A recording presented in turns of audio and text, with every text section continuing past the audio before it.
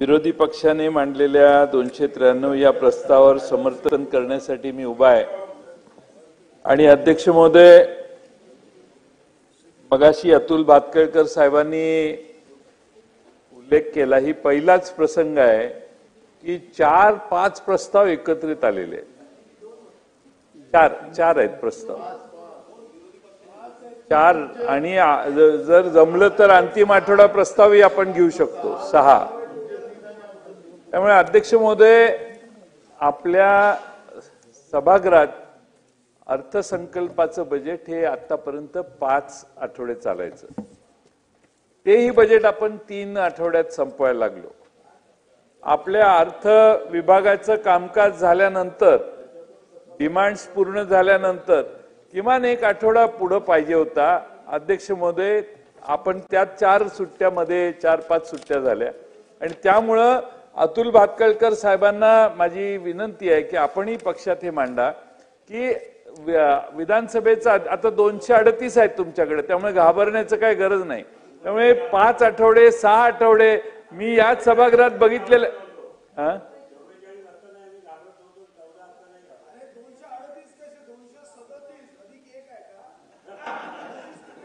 237 नाही, -1 आहे ना तिकडे।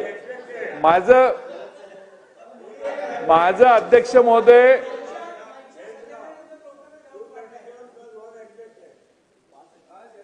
महोदय, तिकडनं वजा झालेल्यांच्यावर मी खरं म्हणजे कर्टसी दाखवली, ती माझी चूक झाली। तिकडनं वजा झाले ते यापूर्वीच। आणखीन एक आहेत तुमच्यात वजा करायच्या लिस्टमध्ये आहेत, आता नाव सांगून वेळ घेत नाही, ते नाही आहेत सभागृहात।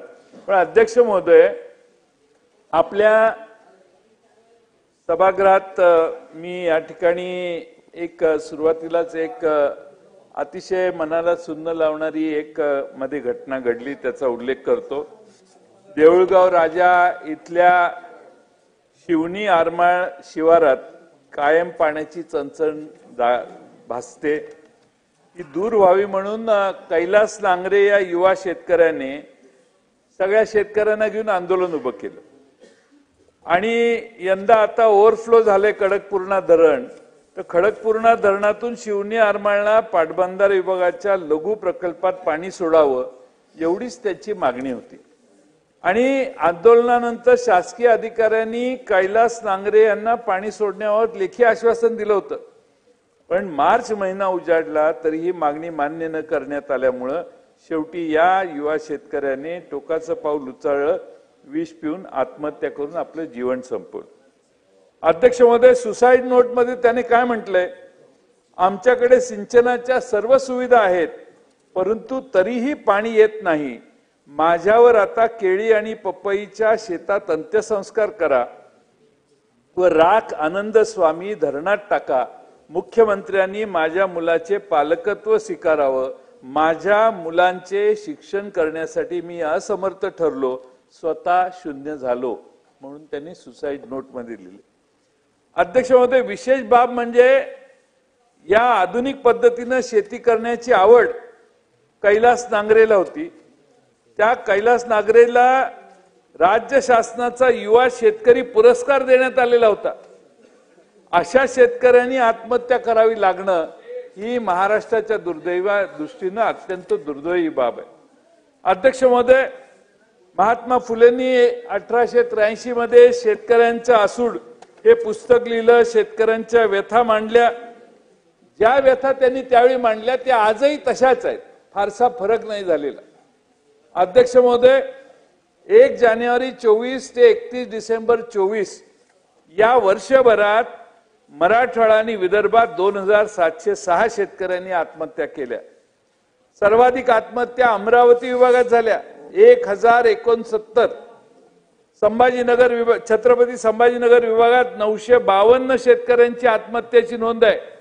एकट्या बीड जिल्ह्यामध्ये 205, अमरावती जिल्ह्यात 200 आणि अकोला जिल्ह्यात 168, तर वर्धा जिल्ह्यात 112 आत्महत्यांची नोंद आहे। अध्यक्ष महोदय, कारण अनेक आहेत, सगळ्यांना माहिती आहेत, पण अध्यक्ष महोदय, तोट्याची शेतकरी आर्थिक कुचंबना हे प्रामुख्याने कारण आहे। आपलं योग्य सिंचन बऱ्याच ठिकाणी पोहोचत नाही, योग्य वीज पुरवठा होत नाही, विविध टॅक्स, इतर कारणांनी बियाणं, खतं, कीटकनाशक आता महाग झालेली आहेत. आपला जीएसटीचा तर रेटा कुठल्याच वस्तूपासून सुटलेला नाही. 1000 रुपयाच्या खताच्या बॅगेवर सरकार शेतकऱ्यांकडून जवळपास 200-300 रुपये टॅक्सच्या नावाखाली गोळा करत असेल तर अध्यक्ष महोदय, शेतकऱ्याने बघायचं कुणाकडे? पेरणीच्या हंगामात देखील पुरेसा कर्जपुरवठा होत नाही. शेतकऱ्याच्या गळ्याला नेहमी सावकाराचा बेहिशेबी कर्जाचा पाश असतो आणि वसुलीसाठी तगादा, नैसर्गिक आपत्ती, सक्षम विमा संरक्षण देण्यात सरकारला पूर्ण अपयश आलं. मध्ये बीड जिल्ह्यातली विम्याच्या बद्दलचे फ्रॉड सुरेश दस साहेबांनीच इथं मांडले. काय झालं त्याचं पुढं? चौकशी झाली? केले का?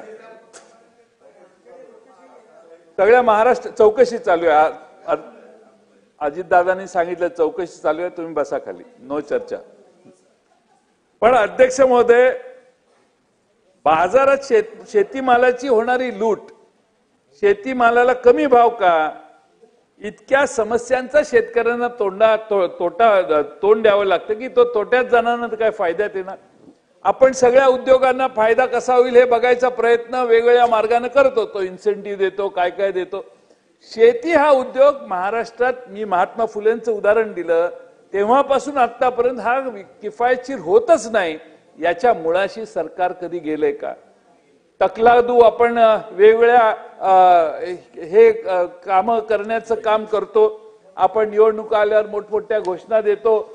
शेतकरी फारच दंगा करायला लागल्या. 6000 रुपये केंद्राने पाठवले, आपण 6000 रुपये पाठवले, 12000 रुपये मिळाले. आपल्याला वाटलं आता शेतकरी सुखी झाला. अध्यक्ष महोदय, त्याच्या आधारभूत किमती त्याला मिळायला लागल्या. आज सोयाबीनचे दर काय, कपाशीला किती दर मिळाला, कांद्याची परिस्थिती काय मधल्या काळात होती, सगळं बारकाईनं बघा. आता त्यासाठी सरकारने, तुम्ही किती मोठे रस्ते करा त्याचं स्वागतच आहे, पण सरकारने 86,000 कोटीचा आता ते शक्तीपीठ रस्ता करणार आहे. दादा, माझी विनंती आहे की 86,000 कोटीचा 3 टप्प्यात हळूहळू किंवा 1,00,000 कोटीचा असा निधी करा की ज्याच्यामध्ये शेतीमालाच्या चढ उतारीला, आता तुमच्या बाजारपेठेत समजा लासलगावला जर कमी अधिक उताराचा दर कमी जास्त झाला तर त्या शेतकऱ्याला त्याचा बोनस किंवा त्याला सपोर्ट म्हणून काहीतरी आपोआप त्याच्या खात्यावर जायला पाहिजे. तुमचे 6,000 रुपये दिले की तुम्ही हात वर करता, त्यापेक्षा अध्यक्ष महोदय, जिथं जिथं शेतीमाल आधारभूत किमतीच्या खाली जाईल तिथं त्याला पैसे कसे मिळतील हे बघण्याची व्यवस्था सरकारने केली पाहिजे. शेतकऱ्यांच्या पाठीशी कुणीही नाही. सरकार येतात, निवडणुकीत फार मोठी घोषणा आपण करतो, पण त्या बिचाऱ्या शेतकऱ्याच्या अवस्थेकडे शेवटी आपण सत्तेत आलो. इथं एअर कंडिशन मध्ये आपण मोठमोठी भाषणं अनेकांनी केली असतील, पण त्याला न्याय मिळण्याच्या दृष्टीनं आपलं हे सभागृह अपयशी ठरलेलं आहे. सरकार कोणाचा हा पुढचाच प्रश्न आहे, पण आपण सगळे अनेक वर्ष या सभागृहात काम करतोय, पण आपल्याला हे अपयश कसं दुरुस्त करायचं याचा विचार केला पाहिजे. अध्यक्ष महोदय, मुंबई कुणाची? इथल्या कोळी समाजातल्या बांधवांची, इथल्या गिरणी कामगारांची, कष्ट करणाऱ्या मराठी माणसाची, जे अगदी पश्चिम महाराष्ट्रातनं, मराठवाड्यातनं या मुंबईत येऊन अगदी सामान उचलण्याचं काम करणारे आमचे माथाडी कामगार आहेत, त्या सगळ्यांची मुंबई होती. अध्यक्ष महोदय, आमच्या गावाच्या शेजारी साहित्य रत्न अण्णाभाऊ साठेंचं गाव आहे. ते काय म्हणतात, म्हणायचे, बा कामगारा तुझं ठाई अपार शक्ती, ही नांदे मुंबई तव तळ हातावरती, हे हात पोलादी सर्व सुखे निर्मिती, परी तुला जगण्याची भ्रांती. कष्ट करणाऱ्या माणसालाच या मुंबईत जगण्याची आज भ्रांती आहे. आजही अध्यक्ष महोदय, मुंबईत आमच्या मराठी माणसाला भ्रांती करावी लागते, कारण त्याच्या घरांवर, आता हे मुंबई गिरगाव आणि तिकडं परेल वगैरे भागात सगळे मिल मधली माणसं आपली राहायची, त्याच्या घरावर परप्रांतीयांचा एवढा डोळा आहे की महाराष्ट्रात मुंबईमध्ये SRA विकासक 200-250 झालेत, पण मराठी विकासक किती? एक 10, 15, 20, मला नक्की आकडा माहित नाही. पण अध्यक्ष महोदय, मंत्रालयाच्या 6व्या मजल्यावर अध्यक्ष महोदय, परप्रांतीय विकासकांच्या बरोबर मुंबईच्या इंच जमिनीची सौदेबाजी अनेक वर्ष, मी काय तुमच्या सरकारबद्दल बोलत नाही, अनेक वर्ष चालू आहे. 6व्या मजल्यावर म्हणजे सरकारच्याकडून आपण सरकार कोणाला रेड कार्पेट देतो? आपण मराठी माणसांच्यासाठी एखादी सहकारी, आता एक नवीन योजना काढलेली आहे तुमच्या सरकारने की आरोग्यासाठी 10% द्यायचे, 90% का 80% तुम्ही कर्ज देणार आणि आरोग्याचं हॉस्पिटल देखील कोऑपरेशन मध्ये काढायचं असं ठरलेलं आहे, असं मी ऐकलेलं आहे. त्यामुळं GR आहे तसा मी आपल्याला देतो. त्याच्यापेक्षा दादा मुंबईतली ही मराठी माणसांची घरं, त्यांना कोऑपरेटिव्ह सोसायट्या काढायला द्या, त्यांना पैसे द्या, त्यांची बिल्डिंग उभा करा, त्यांची बिल्डिंग उभा राहिल्यावर मग सेल टॉवर उभा करायची व्यवस्था करा. याच्यासाठी दादा तुम्ही जर पुढाकार घेतला तर मुंबई तुम्हाला चांगलं लक्षात ठेवेल असं मला वाटतंय. आणि त्यासाठी आपली संपत्ती कशी, NCDC कडून ती योजना आहे, NCDC कडून ती हॉस्पिटल काढायला, म्हणजे अतुल भातखळकर साहेबांनी ठरवलं की आता हॉस्पिटल काढायचं तर तुम्हाला पैसे मिळण्याची व्यवस्था आहे. फक्त पेशंट येणार की नाही हा पुढचा मुद्दा आहे, पण हॉस्पिटल काढू शकतो सहकारी तत्वावर, हे आपण सगळ्यांनी लक्षात घ्यायला पाहिजे. तर त्याऐवजी मुंबईतल्या या मराठी बांधवांसाठी काहीतरी आपण करा. अध्यक्षमध्ये मी उदाहरण देतो. ताडदेव परिसरात नामदेववाडी, विठ्ठलवाडी, पाटीलवाडी असे 3 SRA प्रकल्प आहेत. 15 वर्षापासून प्रलंबित आहेत. गैरसोयीबाबत SRA कडे अनेक बिचारे त्या लोकांनी तक्रारी केल्या, काही झालं नाही. ट्रान्झिट कॅम्प मध्ये गैरसोय त्यांची झालेली आहे, तिथं वारंवार लक्ष दिलं, तिथंही काही होत नाही. ज्या गतीनं काम चालू आहे तर त्याचा लोक म्हणतात की 7-8 वर्षाच्या आत ते प्रकल्प पूर्ण होणार नाहीत. नामदेववाडी, विठ्ठलवाडी आणि पाटीलवाडी इथल्या जुन्या वसाहती आहेत. अध्यक्षमध्ये इथला कोण BMC मध्ये कामाला आहे, कोणा छोटा व्यवसाय कुठल्या तरी कंपनीत कष्ट करतो, त्याच्या आजोबांनी वडिलांनी काबाड कष्ट करून घर घेतलं, पण विकासकांनी त्यांना पूर्णपणे वाऱ्यावर सोडलं.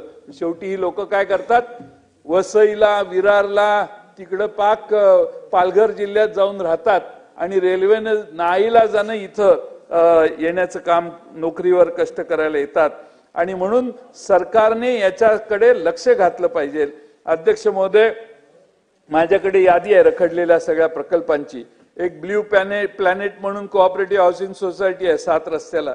10 वर्षापासून प्रकल्प जाणीवपूर्वक प्रलंबित ठेवणाऱ्या विकासकावर कडक कारवाई का होत नाही, हाही माझा प्रश्न आहे अध्यक्ष महोदय. शेवटी अध्यक्ष महोदय, गृहनिर्माण रिडेव्हलपमेंटचे प्रोजेक्ट आहेत. घर मालक आणि विकासक यांच्यामध्ये पुनर्विकासाचा करार झाल्यानंतर मुदत कालावधीसाठी प्रकल्प पूर्ण करण्यासाठी कायद्यात तरतुदी केल्या आहेत. पण अध्यक्ष महोदय, त्यानुसार रिहॅबची बिल्डिंग पहिल्यांदा उभी राहिली पाहिजे, तसं बऱ्याच ठिकाणी होत नाही. अध्यक्ष महोदय, पुनर्विकास प्रकल्प पूर्ण ताब्यात दिल्यानंतर देखील गृहनिर्माण सहकारी सोसायट्या भाडेकरूंना विकासकांनी करून दिल्या नाहीत, असे तर अनेक प्रकार मुंबई शहरात आहेत.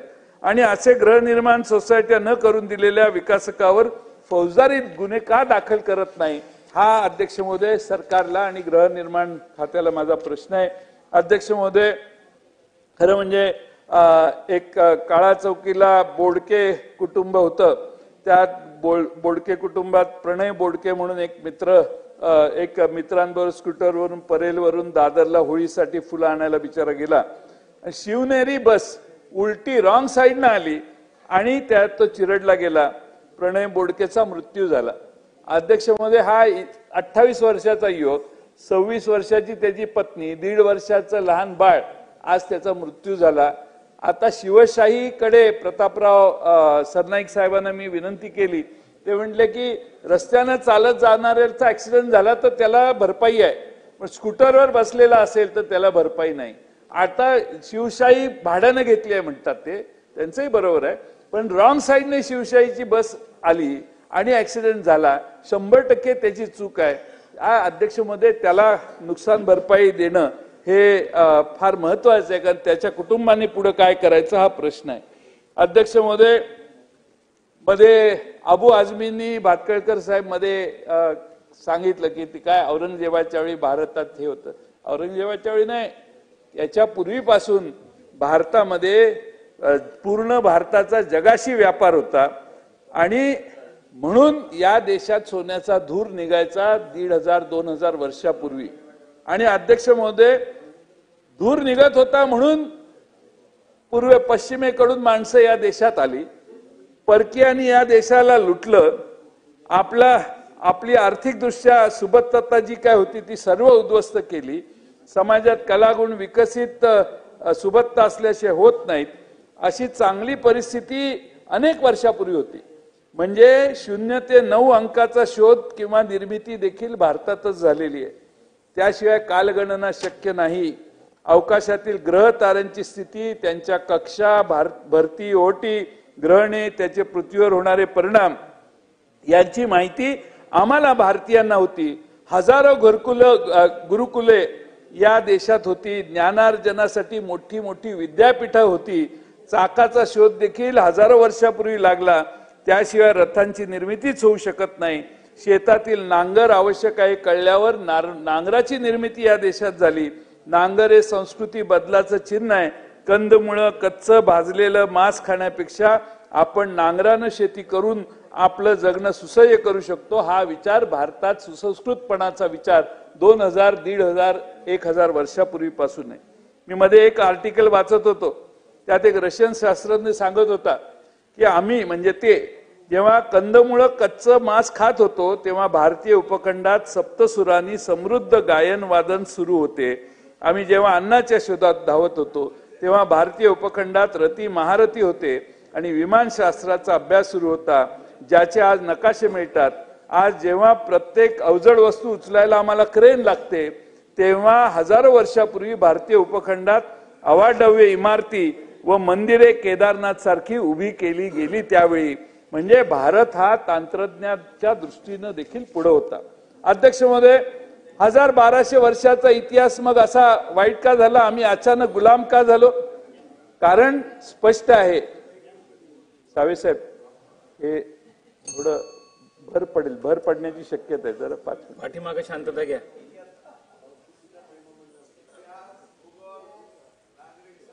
नाही, ते मध्ये अबू आझमीने सांगितलं, त्याच्या पूर्वीपासून आपला देश प्रगतीपथावर आहे हे सांगायचं. पण अध्यक्ष महोदय, आपली वाईट अवस्था का झाली? कारण आपण शिक्षणाचा प्रसार केला नाही. विज्ञान आपण चमत्काराला जोडलं. देवाकडून आपण दैवाकडे गेलो. श्रद्धेपेक्षा अंधश्रद्धेचं पारडं जड आम्ही केलं. श्रीकृष्णाला आपण पूर्णावतार म्हणतो. त्यांनीच सांगितलेली गीता पाठ केली, पण त्याचा कर्म सिद्धांत दुर्लक्षून कर्मकांडांना आपण महत्व देत गेलो. स्पृश्यास्पृश्य, उच्च नीचता, जातीभेद सोबतीला घेतले. यानं दुही वाढत गेली आणि समाजाची वैचारिक क्षमता कमी झाली. परिणामी क्षात्र तेज, ब्रह्मतेज तेज, कौशल्य विकास, कामावरची निष्ठा कमी होत गेली. याचा परिणाम म्हणून मुठभर परकीय आक्रमकांनी आमच्यावर हजारो वर्ष राज्य केलं. पण स्वातंत्र्य मिळाल्यानंतर यात सुधारणा व्हायला लागली. हा भाग वेगळा आहे. पण अध्यक्ष महोदय, आज देशामध्ये इकडं सुनीता विल्यम्स, सुरेश दस, सुनीता विल्यम्स अडकलेली, तिला खाली आणायची व्यवस्था केली. किती टेक्नॉलॉजी डेव्हलप झालेली आहे. तो इलॉन मस्क एवढा पुढे गेलेला आहे की त्याने स्पेस एक्स पाठवलं आणि तिला खाली आणली. ते AI आर्टिफिशियल इन्सिनेशन दादानी 500 कोटी रुपये आता दिलेले आहेत. त्यांच्या बारामतीमध्ये पवार साहेबांच्या पुढाकारानं शेतीत सुधारणा केलेल्या आहेत. एवढे आपण पुढे गेलोय, जग पुढे गेलंय. आता आपण AI ची सुरुवात करतोय, पण तिकडे जग पुढे गेलंय आणि आपण कबरीच्या मागे लागलो. अध्यक्ष महोदय, 2 मिनिटं.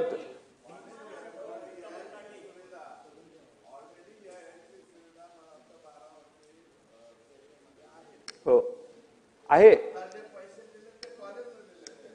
कॉलेजला नाही. तुमचा दादांकडे सारखा रॉंग नंबर लागतोय, ही बोंब आहे तुमची. तुम्हाला पाहिजे, त्यांना जे पाहिजे ते तुम्ही बोलत नाही आणि तुम्ही जे बोलताय त्याच्यापेक्षा वेगळं त्यांनी काम केलेलं आहे. त्यामुळं तुमचा आणि त्यांचा संवाद जो तुटलेला आहे तो काय होईना झालाय. बरोबर, मी त्यावर खोलात जात नाही. पण AI साठी पैसे दिलेले आहेत. ते AI डेव्हलपमेंटसाठी आपलं संशोधन होणार आहे आणि त्याचा सेंटर बीडला करा दादा. माझी विनंती आहे. बीडला ज्या पद्धतीनं माणसं मारण्याचा कार्यक्रम चाललाय त्याऐवजी बीडला हे सेंटर करा. बीडला एखादं AIचं इन्स्टिट्यूट, काय ते विद्यापीठ करा.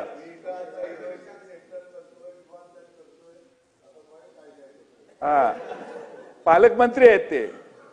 त्यामुळं आता दादा म्हणतील त्या पद्धतीनं जरा प्रगती करा. बीडची बारामती तुम्हाला दादा आहे ना, तसंच दादा